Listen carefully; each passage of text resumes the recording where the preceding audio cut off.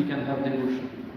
Devotion, therefore, will refuse all what is against God's will, and devotion will help us to persevere despite all the dryness, the crosses of our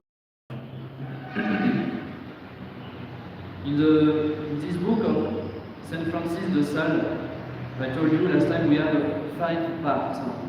We have already done 2 parts. The 2 first ones, we have in the first part given the definition of what is devotion. We have seen also what is not devotion.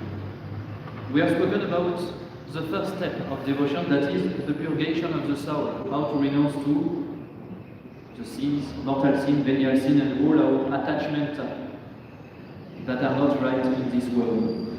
The second part now is some advice for elevation of the soul by prayers and sacrament. And we have seen how to do meditation, morning prayer, evening prayer, examination of conscience, this small retreat we do when we in ourselves, good aspiration and ejaculatory prayers. We have seen how to attend Mass. We have spoken about other public exercises such as Vespers and procession. We have spoken about the devotion to the saints and to the Blessed Virgin Mary. We have spoken about how to hear and read the Word of God. We have seen that it is important to read books, spiritual books, not to listen to video on YouTube of such father and others. It is not enough. YouTube is not enough. We need to read. YouTube can be good. The conferences you can find there can be good, but you still need to read, to do spiritual reading. We have seen how to receive the inspiration God can send us sometimes, and we have seen how to receive worthily the sacrament of confession and communion. This is what we saw, and this was the second part. Today we start with the third part of this book. We'll speak about how to practice virtue. And this chapter will be long, very long, because we have 41 chapters in this third part. So we'll speak about virtue for a long time. And after having spoken about the virtue, we'll speak about how to resist against the temptation. And at the end, St. Francis will give us in the 5th part some advice to renew the soul and to confirm it in devotion. In this chapter about virtue, we'll speak, today it will just be an introduction, general one, there is a lot to say, and after we'll speak about some specific virtue, patience, humility, gentleness, obedience, chastity, poverty, friendship, mortification, society, solitude. We'll speak about propriety in attire, control of our speech. We'll speak about eutrapelia, that is the virtues that we practice when we play and when we have fun. Fidelity. We'll speak about how to have a just and correct spirit. We'll speak about the desires, advice, and at the end, St. Francis will give some advice to married people, to widows and virgins. So let us just today start with the beginning. And let us speak about the choice which we ought to make in regard to the exercise of virtues. There is, as we see, we will have to make choices. We cannot just practice all the virtue like that. There is an order, we have to start with the beginning, and there is a lot of things we need to know. St. Francis starts with an example. The king of the bees, or the queen of the bees, never goes forth to the field without being surrounded by all his little people. You can see many bees around you sometimes when you go somewhere, but you can never see the queen of these bees alone. The queen always goes with all the bees of the community, and if the queen moves, all the other bees will follow.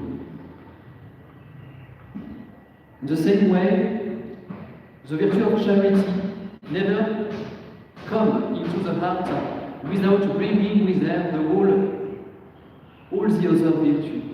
You never find the charity alone. When the charity is there in your soul, it's coming with all the other virtue.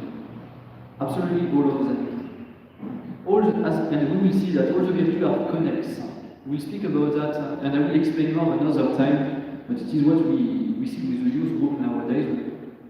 speak about virtue, and we see that when you grow in one virtue, all the other virtues are growing with it. If you practice the virtue of temperance, even the virtue of charity will grow at the same time, because they are connected, they are going together. The charity, when it enters the soul of someone, is coming with all the other virtues. And the charity is like the captain of all these virtues. The charity will exercise them and set them to work as a captain does with his soldiers. The charity will put order in our life, in the way we practice virtue. So, in a Catholic soul, in a state of grace, you have the charity and you have all the other virtues, because where the charity is, the other virtues are. But this is the second point I would like to speak about today. Charity does not set this virtue to work all at once, nor all alike, nor at all times, nor in all places. The charity will remember that is a captain, and it will say, it will give order to the other virtue. We don't practice all the virtue at the same time. It's not possible. There is a time to practice the virtue of temperance, there is a time to practice the virtue of obedience. Sometimes we can practice few virtues together, of course, but there is a time for everything. We don't practice all the virtues the same way. We don't practice all the virtues all the time. It's not possible. We are not always obedient, practicing in act, an act of obedience, not always. There is a time to obey, there is a time to do something else later. And in specific places where we are practicing specific virtue, and when we go to another place, we practice other virtue. So, there is an order. And St. Francis gives us two examples that are coming from the Bible. The first one, it is what we can see in the first book of Psalm, verse 3. The just man is like a tree which is planted near the running waters, which shall bring forth its fruit in due season. Why? Because charity, watering the soul, the charity will give water to your soul. Charity brings forth their right works of virtue, each one in its season. Each one in its season. So there is a season for some virtue, another season for some other virtue, and it is the charity that is like the water of that is giving life to the tree of your soul. Charity will provoke that, and will make you practice such virtue during such season, such virtue during such other season. Another example is coming from the book of Ecclesiastes, chapter 22, verse 6. Music, so pleasant in itself, is out of place in time of mourning. We don't sing when we are sad. In the liturgy, for the Requiem Mass, we have some specific songs. But the Mass is very quiet during the Requiem Mass. We just have Gregorian song. Usually we don't even sing polyphony. We don't have organ, we don't have flowers. It's not the moment to love during the sermon, during the Requiem Mass, time of mourning. It's not the moment to sing the song we sing for other Masses. Because it is not the moment to practice the virtue of happiness. Someone has died, it is sad. It is the moment to practice the virtue of compassion. So you see, we cannot practice all the virtues at the same time. Can be happy if this person is in heaven, of course. But usually we are not very happy when someone dies. When we are sad, we are not happy. So there is a time for everything. It is a great default for people who want to practice virtue, and I believe it is the case of all of us. All of us want to practice virtue, but all of us, we have the default of our qualities. And because we want to practice virtue, first of all,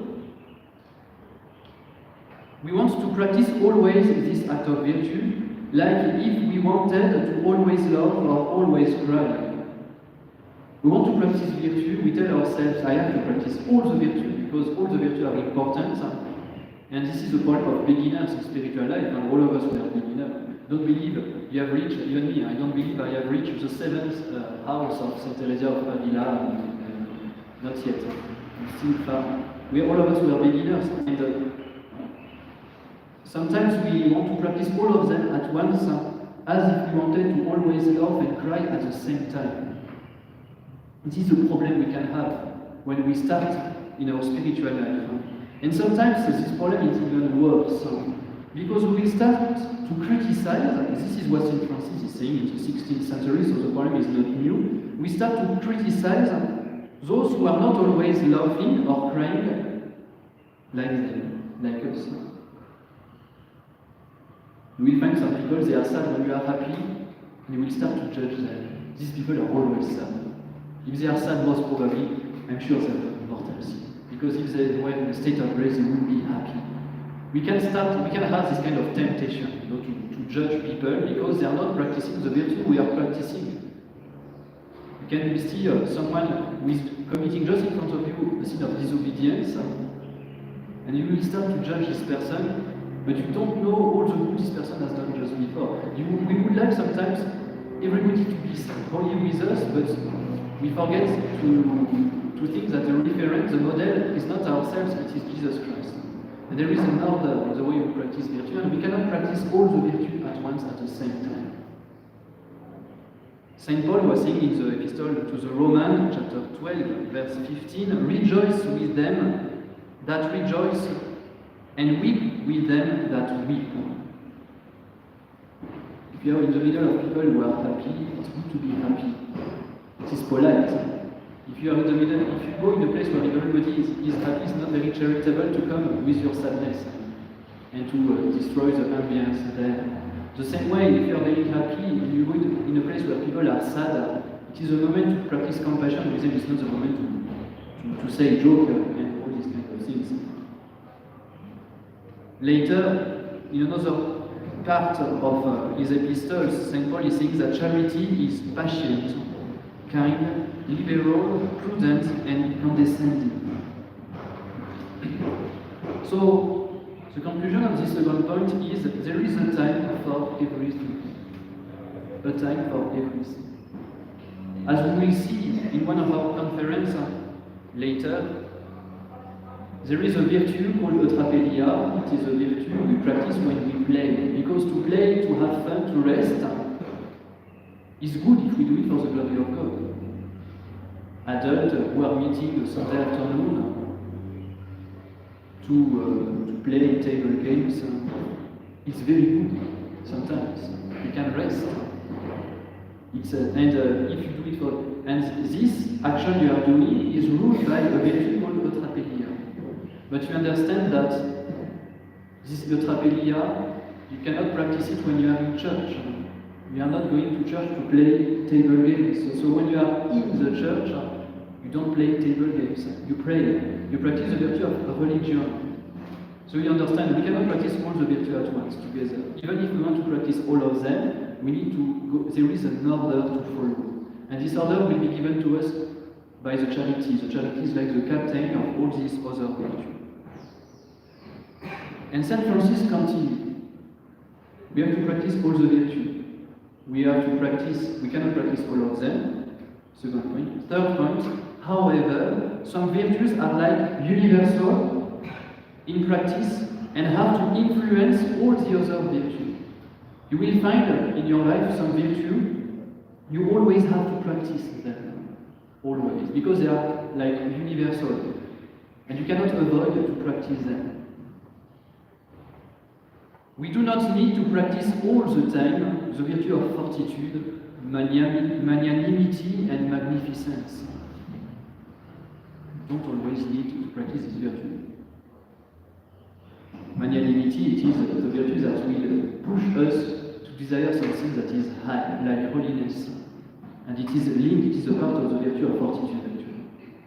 So we don't need to practice always, all the time, each single second of the day, this virtue.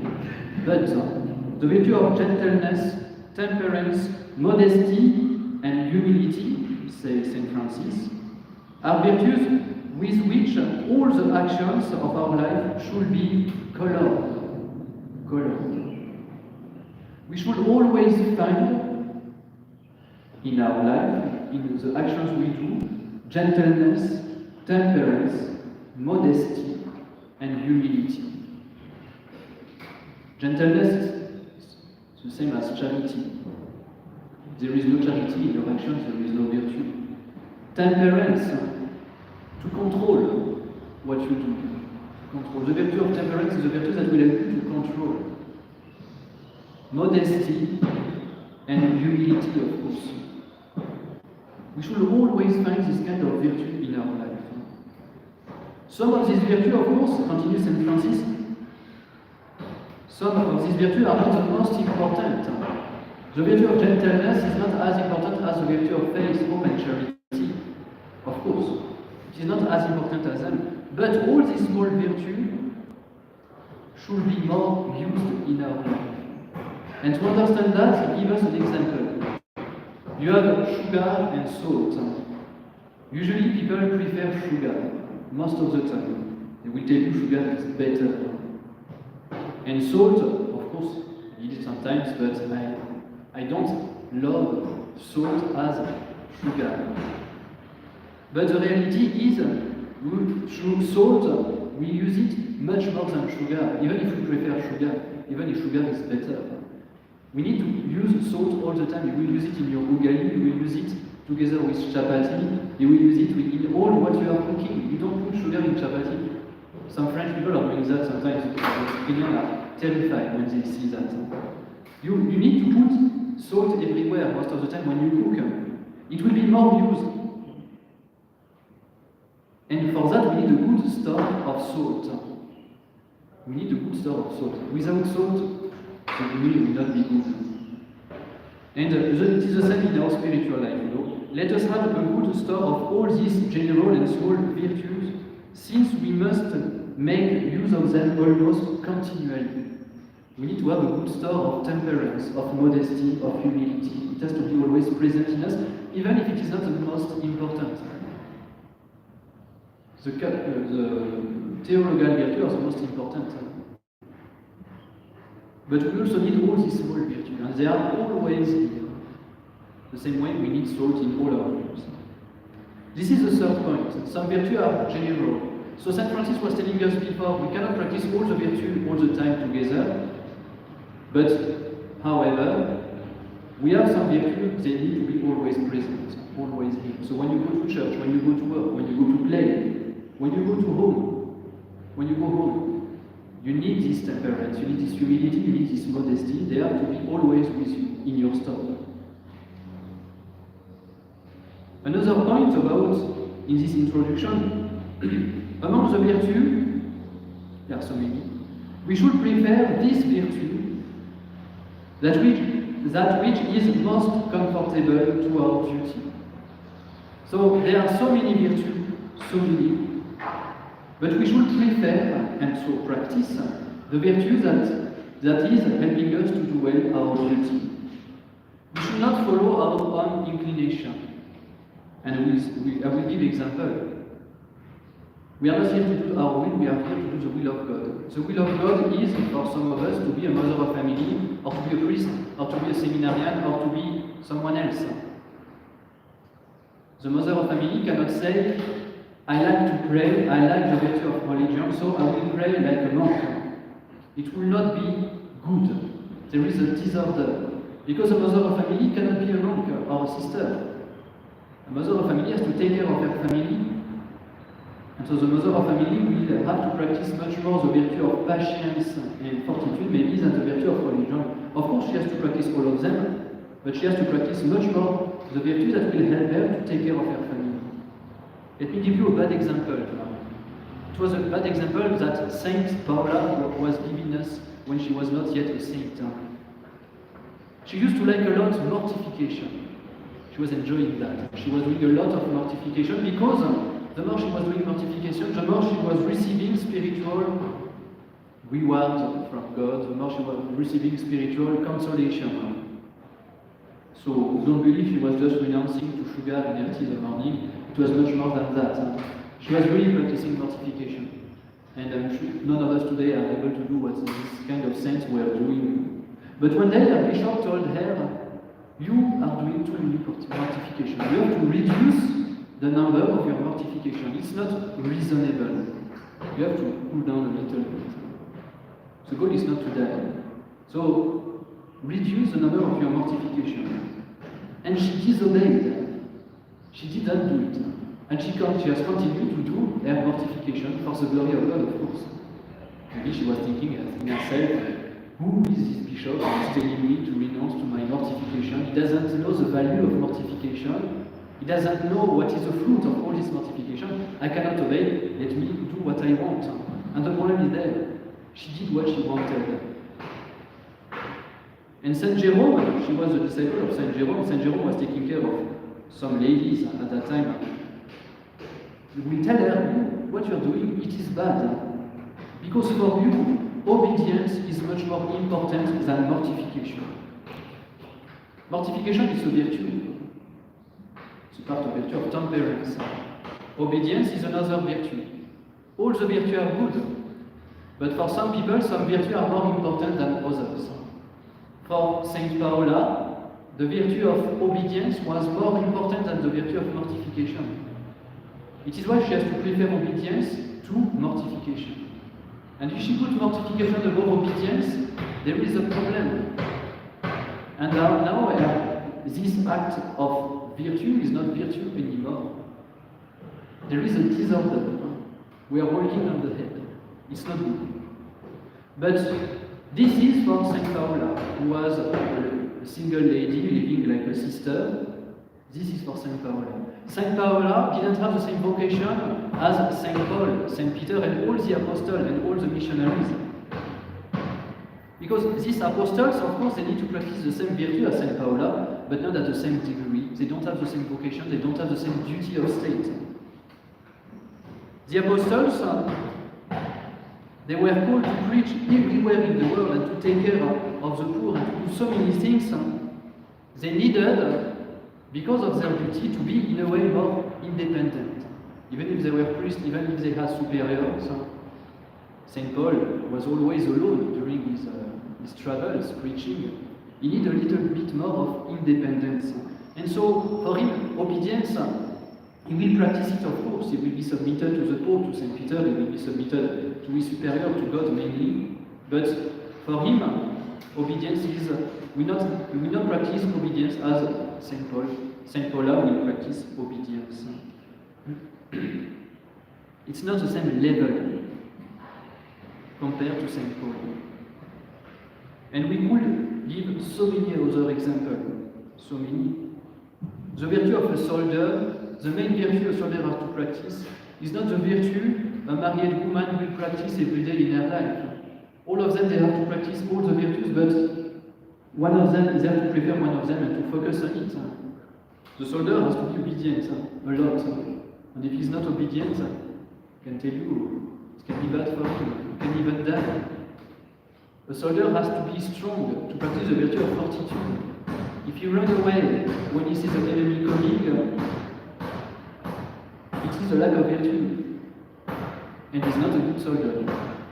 The married woman will practice other virtue. She also needs to practice fortitude, of course, because she can have a hard life with the children, the family, it's difficult. She will have to practice the virtue of patience. To be patient. When you help a child to do his own work, you need a lot of patience. My father used to tell me I had forgotten all my mathematics, but when I came and I was asking him to do my homework, to help me to do my homework, my father became a teacher of mathematics and he could remember everything. He needed a lot of patience to explain me everything. And the mother is the same. We need a lot of patience. So the married woman will, and the father of family will practice a lot this virtue of patience, much more than maybe a soldier can practice the virtue of patience. A widow will not practice the same virtues than a married woman. A seminarian will practice all the virtues, but there are some virtues you need to practice more than a married woman. I was told a few years ago in Italy that there was a woman, she was a mother of family, but she used to live, she was spending much more time in church than in her family. There is a disorder somewhere, because when you are in church, you are not in your home, and when you are not in home, you cannot take care of your family. Of course, it's good to pray. Of course, it's good to pray for your family, but when you have children who are hungry in your house, no, it's not good. You have to go home to cook for your children, even if you wanted to pray your 5th rosary of the day. Maybe you cannot pray 15 rosary in one day when you're a mother of family. Just pray 3 if you have time. It's already very good. And cook for your children. Take care of your children. But it will not be normal for a seminarian now to be always in his home, taking care of his family, and to be never in church. Because of course it's good to take care of our family, it's good to be at home, but when you're a seminarian, we are supposed to be more in church than in our home. You see, it's just a problem of balance. It depends on our duty of state. It depends on which vocation we have been called to. All must practice or have all the virtues, all of us. All of us need patience, temperance, fortitude, faith, charity. All of us need all that. Yet, all are not bound to practice them alike. But each one ought to practice in a particular manner those which are requisite to the kind of life to which he is called. This is what we should do. And for that, we need to be a bit aware of ourselves. We need to know ourselves well. It is why to do our examination of conscience every day is important. We have seen that we have to do it if we want to acquire devotion. But we need to know ourselves well, and we need maybe to be guided in our spiritual life. Because sometimes we think to practice such virtue is very important, and we forget what is essential in our life. So it's just a problem of balance. And we need to know very well what is our duty, and once we know it, we go. The mother of family has to take care of her family. She needs a lot of patience, kindness, gentleness, and charity. The seminarian needs a lot of regularity, obedience, a lot of perseverance also, because it is not easy, especially when the seminarian starts to study philosophy, theology. It's hard, we need a lot of perseverance together with a lot of regularity. A soldier needs fortitude, a lot of obedience, etc., etc., etc. So, we have to practice all the virtues. We cannot practice all of them at once. We have, however, to practice some virtues that are general all the time, because they are always needed. We need to practice the virtues that is the most important to help us to do our duty of state. And St. Francis continues, among the virtues which do not concern our particular duty, we should prefer the most excellent and not the most showy.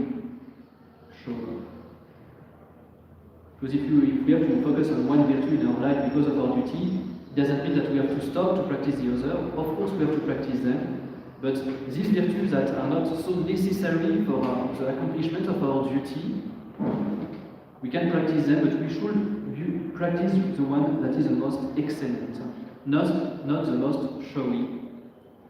St. Francis gives an example, another one.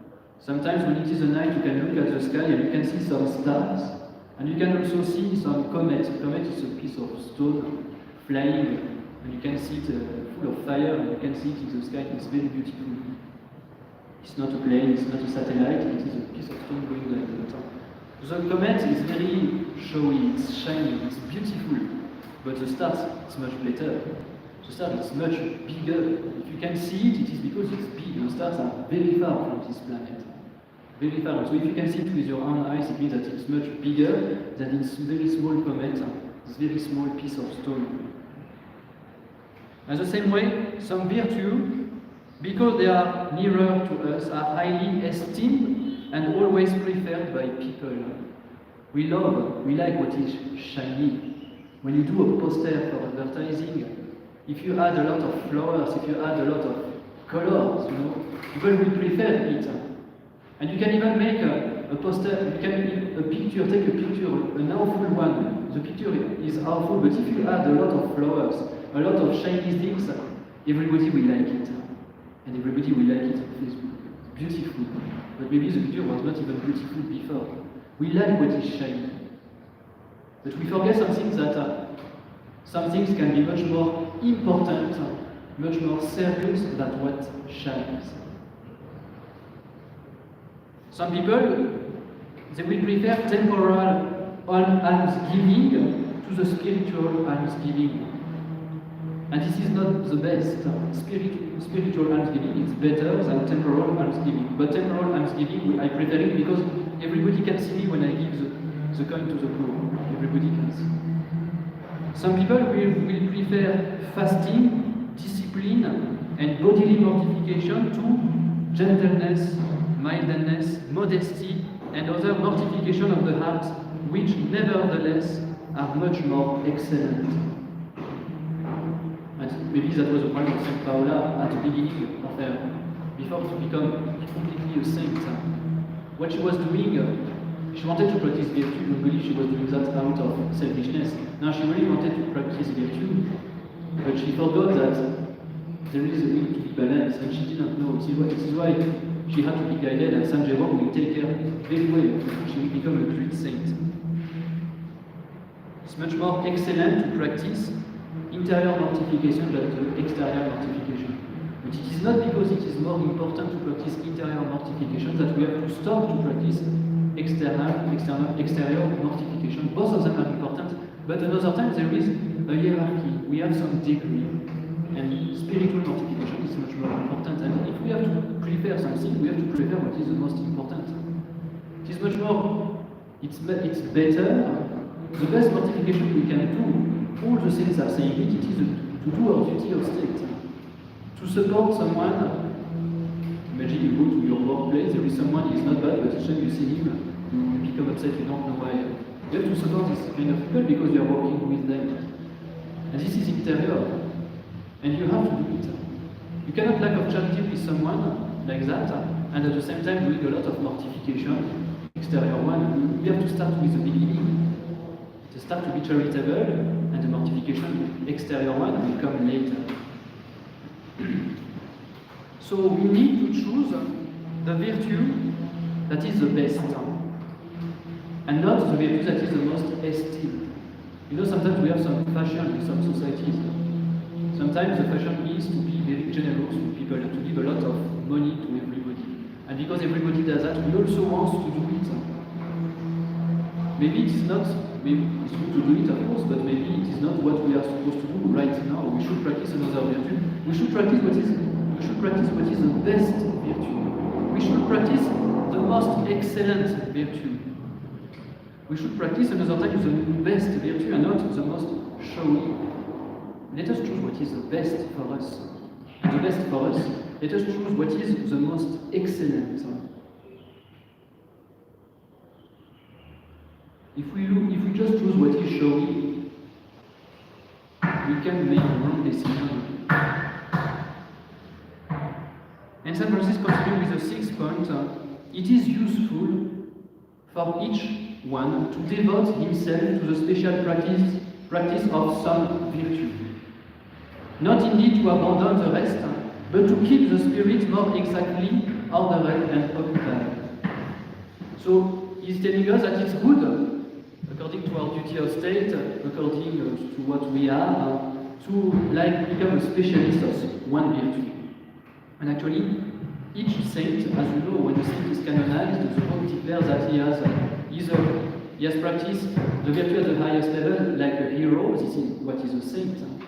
But all the saints, we can always see in their life a virtue they practice more than the other. For example, Saint Louis, King of France, one of the virtues we could see he was practicing the most was to visit the poor, to take care of the sick.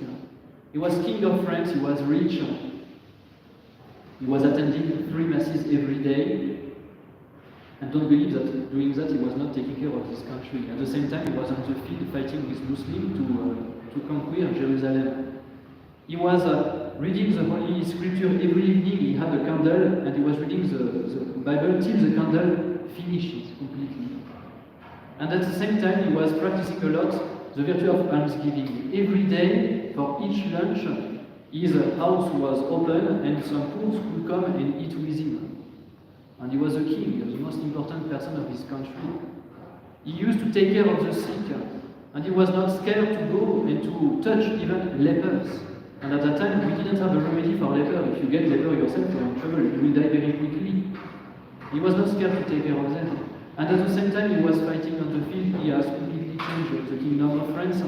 He was the father of 12 children. He has practiced all the virtues, but one of them was particularly beautiful in his life. It was the virtue of almsgiving, take care of the poor, take care of the sick. Saint Francis of Assisi, he will practice the virtue of poverty at the highest level. He had such a charity. He will also, Saint Francis was always loving. If you one day you meet a Capuchin monk, I have a friend who is a Capuchin monk, when you go there, you practice, you always laugh with them. They are so happy. They are renounced to everything, and that is making them so happy. So go for a recreation, all 2 hours with a Capuchin monk. If you are sad, I can tell you after you will be happy. They know how to practice the virtue of Eutrapelia. So Saint Francis has practiced all this virtue, of course, but the virtue of poverty was particularly shining in his life. It was the virtue he practiced the most, according to his vocation, because a Capuchin is someone supposed to be poor. Saint Dominic will practice predication. We call them the dog of God, the Dominican congregation, the dog of God, because the dog is always making noise.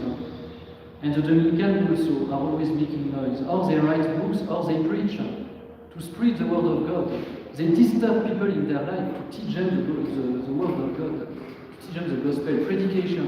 And Saint Dominic will go everywhere to preach. He will have to suffer because of that. He will be persecuted, but he will still continue to speak. And this is the virtue we practice the most. Saint Gregory the Great, who was a pope, he used to take care a lot of pilgrims going to Rome. He used to take care of them a lot, welcoming them, taking care of them. Saint Augustine. Saint Francis is telling us a story about Saint Augustine. It is a story of a girl who wanted to practice the virtue of patience. So she went to see Saint Augustine and she asked Excellence, Bishop, teach me how to be patient. And you know what Saint Francis did? He told this girl, you want to be patient? Okay.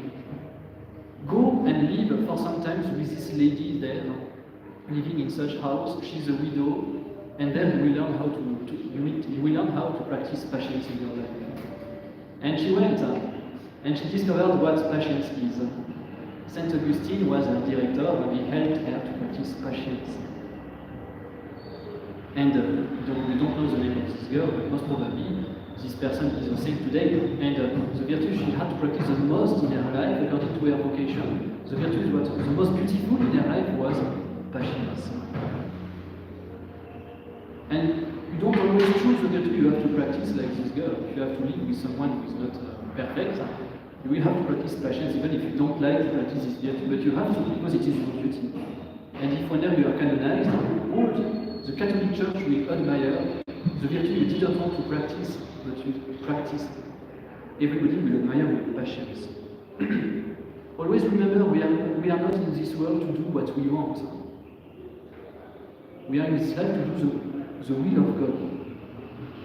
And the desire of Jesus are not our desire.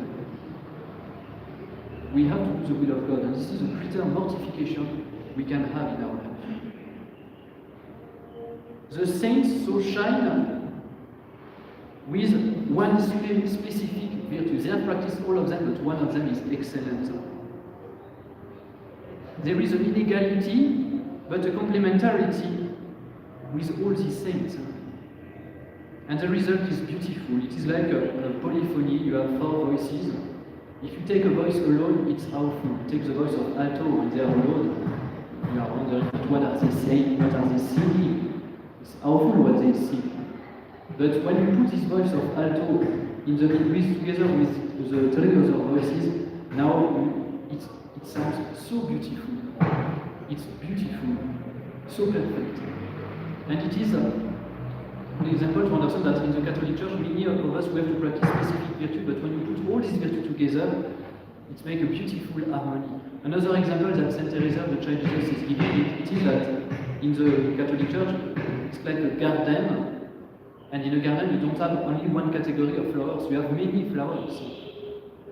And it is the same with the saints. Some practice charity, more obedience, poverty, almsgiving, and all that are different flowers, and it makes the garden very beautiful. And lastly, for today, Saint Francis is telling us that to fight against some vices, we need to practice specific virtue, the opposite virtue. If you want to fight against one vice you can have, you need to practice the opposite virtue. So that also will help you to know which virtue you have to practice in your life and where to start. And that has two advantages for our life. First of all, it will help us to defeat completely the enemy, and then it will help us to continue growing in virtue. So, two positive aspects and the negative one. The negative, you destroy your enemy, that is the devil. At the same time, the positive aspect, you continue to grow in virtue because you practice a virtue every day. For example, if your vice, the main vice you have in you, it is pride, the best way to stop to be full of pride, it is to practice a lot the virtue of humility. And someone who knows he has pride but wants to practice a lot mortification has understood nothing. He has understood nothing, and his pride will remain, will stay, and maybe will go to hell because of that. Let us start with the beginning. If my vice, principal vice, is pride, I need to practice the virtue of humility. If I am always angry and a very upset person, I need to practice a lot sweetness, kindness, charity. And that should help us, that should guide us in the choice of our resolution. All of us, we have to make a resolution. Let us start with the beginning. Who am I? What are my qualities? What are my defaults? What are my problems? What is my duty? And I must make any other exercises of prayer, sacraments, prudence, constancy, sobriety, subservient to this end. So we need to fight against the vices, we need to practice the opposite virtue, and of course to continue to pray, to receive the sacraments, mainly confession and Holy Eucharist. We need to, of course, to be prudent, constant, and sober. St. Francis gives us another example. If you go in the forest, you can find some wild pork, and you can see that sometimes the wild pork is fighting against a tree. You can ask yourself what's wrong with this pork. He's fighting against a tree, but he's just taking care of his two horns he has here. He's taking care of it, and he's making them more dangerous, that he can defend himself better. So he's taking care a lot of these two beautiful horns he has here. And the same way, the virtuous man will take care of the virtue he needs the most. And he will do it also by practicing all the other virtues, but the virtuous man or the virtuous lady has to take care in a particular way of the virtue he needs to practice the most. For example, if I know that my main default is pride, I will have to practice the virtue of humility, and I will take care a lot of this humility in my life. Every day in my morning prayer, I will ask myself, how will I practice humility today? I have such and such events in my day, how will I practice humility today? And at the end of the day, during my examination of conscience, I will ask myself, how did I practice this humility today? And every day we grow, we take care of the virtue we need the most. The same way, the wild pork is taking care of his horns because he needed to defend himself. Imagine just 10 seconds. Job, very rich, extremely rich, a very happy family life. So he has been blessed with so many children. And one day he loses everything. And not only the goods he had, but even his own life will be in danger because he will get a very terrible sickness. And those who were supposed to love him like his wife will make fun of him and ask him to curse God, to renounce to God. And his so-called friends will come and tell him that if he's like that, it is because of his sins, when he was not so bad. And he will have to suffer that with a lot of patience. And because he has practiced this patience a lot, all the other virtues have grown together with the patience. And at the end of his life, he will be rewarded. And he will get much more than what he had before. Much more. God will reward his patience. So don't think when you practice one specific virtue, you are losing your time. Because when you practice patience, if you need to practice patience a lot, if you practice patience, together with patience, all the other virtues will grow. Because the virtues are connected. They are going together. Our action can make us perfect. Each action we do, or it is making us more bad, or it is making us better. There is no indifferent action. And I finish with the last example. Saint Gregory of Nazianzus is giving an example of how one virtue can make someone a saint, just one. You know, maybe this part in the book of the king, if I'm not wrong, there was a lady called Rahab. She was someone who was leading not a very good life, actually, Rahab. And she has practiced the virtue of hospitality. Two men sent by the Jews people, actually it is in the book of Exodus. Two men who were sent in a town to see how it is, were purchased by other people. And these two men wanted to hide somewhere, and Rahab will protect them. Rahab was living a very bad life, and everybody knew her for that. But she will feel sorry for these two people, and she will protect them. She will practice the virtue of hospitality. And because of one good action she did, one act of virtue she practiced, she became very good after that. And she has been spared by the Jews when they came and invaded the city. She has not been killed when all the other people of the town have been killed. You can see how can one good action can make us good. And for that, let us target what is the best for us. What is the virtue I need to practice the most in my life? And once I have found it, I go. And I practice this virtue for 10 years, 20 years, 30 years, with a lot of perseverance. So this was the first part of the introduction. And I think I need to stop here today. It's very long, but we put the foundation, and that slowly, and after the foundation, we build this conference about virtue. So charity is always surrounded by other virtue. If I lose a charity, I lose so many other virtues, not all of them, we'll see, but most of them. All the virtues, you cannot practice them together. They don't work always together at the same time. However, some virtues are universal and have to influence the other, like charity, sweetness, kindness, gentleness, humility. We should prepare the virtue that is the most conformable to our duty of state. And I think this is the most important point of this conference. If you are a mother family, you are not a monk. If you are a monk, you are not a mother of family. So we have to practice the virtue, the most conformable to our duty of state, first. Among the other virtues, let us choose now, if we have time to practice them, the one that is the most excellent and not the most showy. It is good to develop and to work on specific virtue, and this specific virtue, most probably, it is the virtue you need for your duty of state. And lastly, to fight against the vice, let us practice the opposite virtue. And let us take care of the virtue we need the most in our life. And let us, at the same time, continue to pray. Let us continue to receive the sacrament, and God will give you absolutely all what you need to become a saint. Let us ask the Blessed Virgin Mary that she can help us to see clearly how we are, and to help us to make good resolution. Some people are never making resolution, it is a problem, but some people not make resolution, but these resolutions are not the best.